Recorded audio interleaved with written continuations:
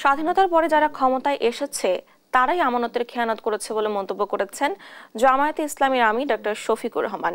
শুক্রবার দুপুর 12টার দিকে নাটোর জেলা জামায়াতের কর্মী সম্মেলনে প্রধান অতিথির বক্তব্যে তিনি এ মন্তব্য করেন।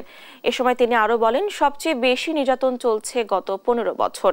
বৈষম্যহীন সমাজ গড়তে 2024 হাজারো মানুষ জীবন দিয়েছে বলে জানান তিনি। সেই সঙ্গে তরুণরা চাঁদাবাজি ও সন্ত্রাস মুক্ত সমাজ চায়। এ সময় ভারতকে উদ্দেশ্য করে তিনি আরো বলেন, বাংলাদেশ বিদেশি বন্ধু চাইলেও কোনো প্রভু চায় না। এদেশে হিন্দু, মুসলমান, বৌদ্ধ, খ্রিস্টানদের মধ্যে অসাম্প্রদায়িক চেতনার ঐক্য রয়েছে বলেও মনে করিয়ে দেন তিনি।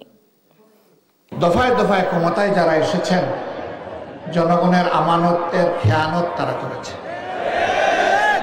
এই আমানতের মর্যাদা তারা রক্ষা করেন না।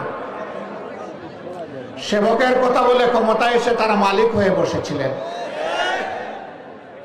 কম বেশি সবাই এই জাতিকে কষ্ট দিয়েছেন, জুলুম করেছে।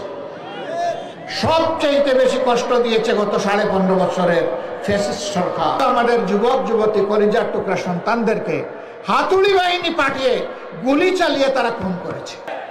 এ বিশ্বাস আস্থা যাদের নয়, নির্বাচন তাদের কপালে নয়। আগামীতে আমরা চাই জরুরি, অতি জরুরি সংস্কারগুলো সাধন করে বর্তমান সরকার একটা সুষ্ঠু নির্বাচন দিয়ে তারা যার যার জায়গায় চলে যায়।